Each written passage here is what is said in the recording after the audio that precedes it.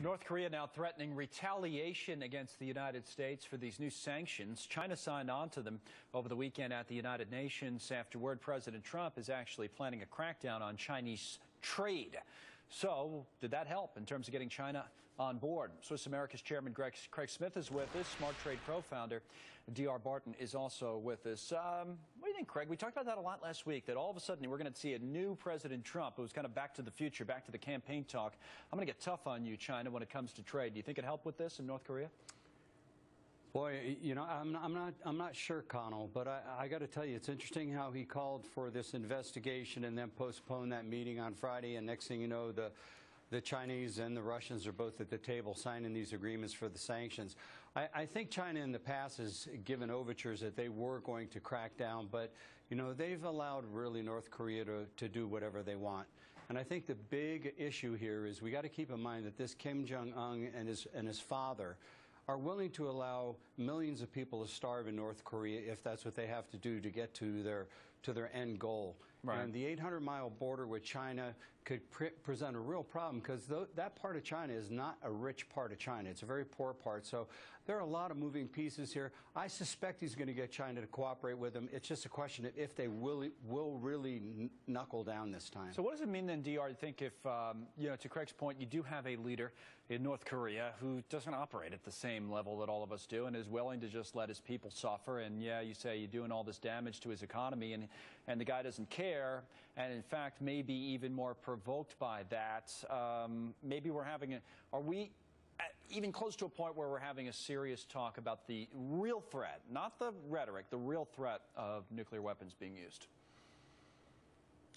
Well, economic sanctions historically take some time, right, and sometimes lots of time to work through the system. So if we're trying to stop the immediate threat of their missile development program, that just won't work in and of itself. What the hope is, and the Secretary of State just said that we hope this will bring them to the table in a matter of months before things really start to work through the North Korean economy. They want to see fewer or no more tests, the reduction in development. They want to see some of these things, and they're trying to force that hand before the people of North Korea really do get hurt by this. Right. So if they are in a position, Craig, where they kind of look at this and they know that kind of backed into a corner, Kim Jong-un, they being North Korea, and now they're more capable than they ever have been before. At least that's what we've been led to believe, that somehow a missile can get, maybe with a nuclear warhead attached to it, either now or in the very near future, to the American mainland. If they're in that position, do you think, no matter what China says, that, you know, there's a risk this guy actually acts upon it this time if he's capable? You know, it's so hard to predict the actions of a madman. I know. You know, DR is right. You know, these sanctions are going to take some time to work, and I'm not sure that we have time. That's why I like the talk out of Rex Tillerson. He's saying, hey, we're not talking about you coming to the table 30 days from now after. He's saying, no, we want you to stop now, and then we'll start talking. And what if they don't? And well, quite frankly, nobody's going to like to hear this, but and look, I don't want to go to war any more than anybody else does, but I think the only thing that's really going to stop North Korea is, quite frankly, an attack on their facilities to disable them, or maybe we can come up with a Stuxnet virus like happened in Iran, where we can slow the whole process down.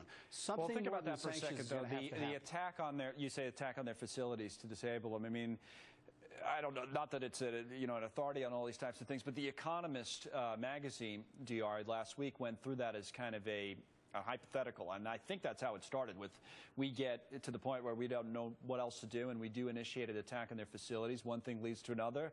Next thing you know, the guy does actually fire off these missiles that he has hidden in some mountain somewhere, slips through the cracks, and it either hits an American base somewhere or hits one of our allies somewhere, and then, you know, you can't even talk about how damaging that would be. We don't even want to talk about how crazy that would be. It would be nuclear war.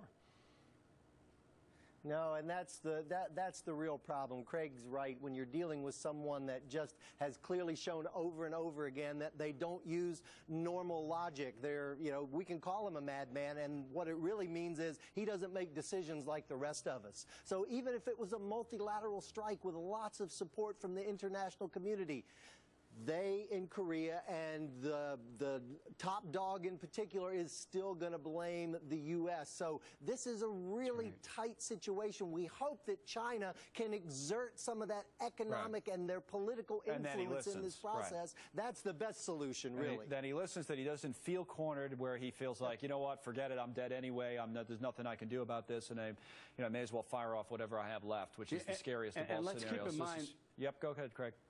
And let's keep in mind, Connell, we do have the THAAD system that's working rather well. We do have defenses in that part of the region. So just to think that he can launch a nuclear strike on us, there's no indication that he can put a nuclear-tipped warhead past the South China Sea. Right, he couldn't get it through. That's obviously the hope. You know, it's a fair and a good point. Thank you for making that, and we'll wrap it up on that note, Craig and DR. Well, scary times. Now, the State Department